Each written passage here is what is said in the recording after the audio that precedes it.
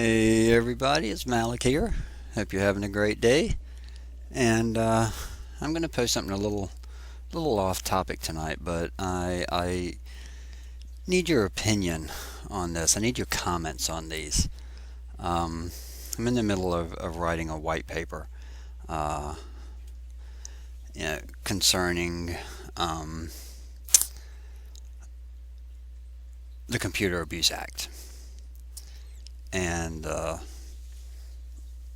legal ramifications of it. So I want to throw you a story. Now, this has been out since 2012, and depending on what media outlet you get your information from, there's a lot of disparity on it. Be it you're pulling it from your main media streams, and everybody knows who they are, or your secondary streams, or even your deep web streams. The information is completely different depending on where it's at. We all know that every one of them spin it to give you the information they want and leave out the information they don't want you to read. But I've read a bunch of them, and I'm going to give you the background information that kind of is the same no matter what they are, and then where they are completely different. And I want your comments on this as to what you think about it. So again, this covers the Steubenville High School rape case, which happened in 2012. I'm just going to give you a little bit of background information on it. So of course it occurred in Steubenville, Ohio on August 11th, 2012. A high school girl who all of the sites said she was highly intoxicated, and at one time did pass out, was publicly and repeatedly sexually assaulted by several members of the high school football team. Apparently there was a party. She was at this party. She got highly intoxicated. They were going from party one to party two. She passed out in the car, and this is where the first assault took place on the trip from party one to party two. It occurred all during party two, and then eventually ended up at one of the high school football team players' house, in which it continued there. Um, Now, some sites said that it was documented all over social media: Twitter, instant messaging, Instagram. A couple of sites even said YouTube. Now, we're not talking YouTube that you know, dark web tube. We're talking YouTube. Now, I find that very difficult to believe, because YouTube is going to pull it quickly, and even if they don't, if anybody sees it, well, you're going to get in trouble right away. I can almost understand Instagram, Twitter, and IM, because we can keep those a little bit more private. But anyway, let's just go with the story. So this was not every site states this. Only your main sites, your high media outlets state this. Okay. But the assault took place over several hours. We're not talking a one-time thing. We're talking over the course of a little over 2 hours. Well, this is where things get gray. Your high-end media outlets all stated that the authorities were all over this case. They were looking for everybody involved so they could bring them all to trial and get this matter over with. Other sites report that it goes a whole lot deeper than that. They will state that while some people were found, that it pretty much stopped there. They didn't look any deeper than the surface. But a hacker from Anonymous actually hacked into the football fan website and uncovered a ton of information and released it, which then caused media attention to the case. Before then, you didn't hear of it. Now, why didn't you hear of it? Well, if you would have told me this 10 years ago, I may not have believed it. But we've heard of rape cases now in a lot of colleges, and that nothing's been done about it. Why? Well, what is it going to do? It's going to make the college look bad. It's going to turn the college into being known as the rape college. In which case, what is that going to do? Attendance is going to go down. What is that going to do? The college is going to lose money. What is that going to do? Who knows? It may even close the college. So when Anonymous released this data, they didn't just release data on these couple of high school football players that were doing things or that did this rape. They also uncovered information that there were school officials that knew about it and instructed them to stay quiet, and even local authorities that knew about it who tried to cover it up to protect the athletes and the school program, because we're dealing with star players here that are great on the team and make them win games and then could go on to very promising careers. Again, this is where we have to pull out where is the truth, because somebody's not giving us the full story, or somebody's making some stuff up to make it look bigger than it really is. Now, we do know that some of these adults were actually indicted, but there was one in particular that was indicted that found out that he did know about it, and he was given the option to, if he resigned from his job, that all charges would be dropped. And he did. He resigned from his job and immediately took up a job with another school elementary system. Okay.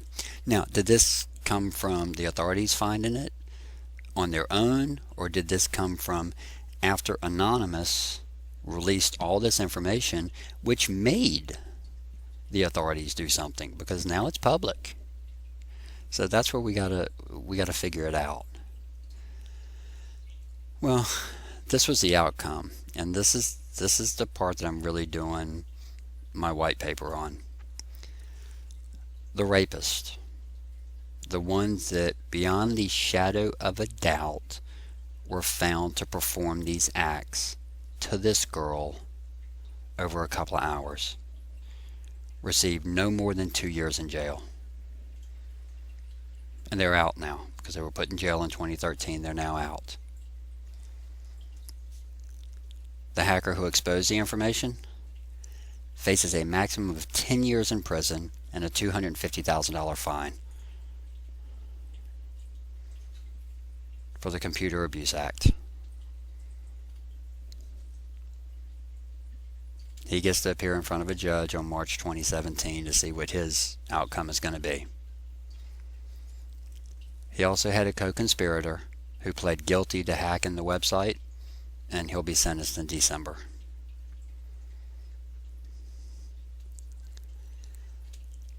So, and again, to kind of show you when we're talking mainstream media versus talking other places where you can pull information from, I just want to give you a couple of quotes. A mainstream media site was criticized heavily for how they covered the case. In fact, they were even said by other media streams to be so incredibly biased on the case. And I'm going to give you the quote. I'm not going to tell you who said it, but you can easily find it. I'm going to give you the quote. This person stated this, and I'm going to quote this thing.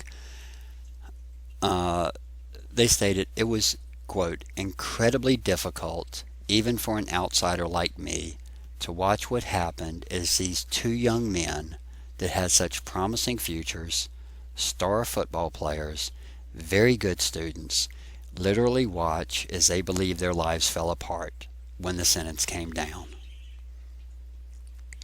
They then go on, they say the person's name. They said he collapsed in the arms of his attorney, saying to him, "My life is over. No one's going to want me now." They were criticized heavily for their what they call their sheer lack of focus on the victim and their complete sympathy for the people who raped her. Okay? So that's why I don't watch that news source. I despise that news source among every one of them out there. I wouldn't watch them if they were the only channel on TV. Can't stand them. Now, I will tell you this, that the hacker who exposed the information, um, I give them credit because he himself, and again, I'm gonna quote what he said. Um, he said, "We wanted to stand up for a girl who had no voice, and we went about it the wrong way." Okay. So he saw really what was the founding uh, principle of Anonymous: to find a social injustice, something that wasn't being done that should be done, and to bring that to light, regardless of what happens to them. So he found that this girl who was raped, nobody was doing anything about it, and they were going to make sure that it got done by any means necessary. And in their case, it meant hacking into this high school server. And now he's up for 10 years in prison, but he said it had to be done. So the question that I pose to you: the people that committed this crime and were found guilty got 2 years. If we believe, and again, this is what we have to figure out, but if we believe that this thing came to light and these rapists actually went on trial because of what Anonymous did, the person who actually started this whole ball rolling, this hacker, is going to be facing 10 years in prison plus a $250,000 fine. 500% more than the person who actually committed the crime. So my big question to you is this justified? Does this make sense? Are the sentences that come down for the Computer Abuse Act, are they too strict? Do you believe that they're there to not sure what I'm trying to say here, to basically prove a point that if you hack, you will be serving a long time. I don't care why you hack, what you hack for. I don't care if it's for good or for bad. If we find you, it will be a very stiff sentence. Or should this be done on a case-by-case basis? So that's the place that we're at now. I mean, we know that, hacking is illegal. The majority of the time, hacking is done maliciously. But there was no malicious intent for this, if we go by this. The person that did this wanted to right a wrong. So should they be sentenced to 500% more than the person who actually committed the crime? So that's what I want. I want your comments on this. Uh, Either way, whether you think that, hey, hacking's wrong and these are the sentences, and they just need to deal with it, or that whether that's not the case. I want to know where you fall on this, because I need some information for this paper, uh, and I'd much rather get it personally and be able to chart this information myself, than to read what other people have already come up with and kind of work off of their stuff. So whichever way you go. And again, it's going to be hard to find the truth buried inside of this story, because we can only believe what we read, and it depends on who you read as to the spin that's going to be put on it. So you can't just go by one site.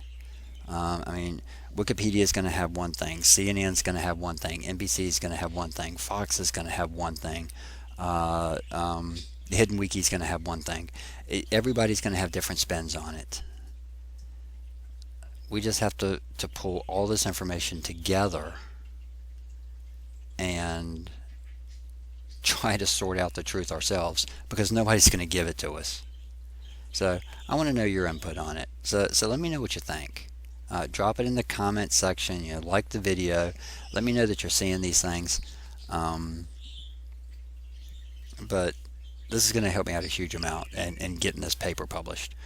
But anyway, so there you go, guys and ladies. Just wanted to pop this out there for you. So until next time, when we get back into actually some fun stuff, we still got to finish up the realistic missions for hackthisite.org. We've actually got a harder one and then an insanely hard one. So I want to publish those out there for you. I'm going to try to get at least one of them put up tonight. But until then, again, please check this out. Drop me some comments. Let me know what you think about it, no matter which way it is. I want to hear you. I want to hear your voice. So until then, I hope you guys have a great night, and I will be talking to you soon.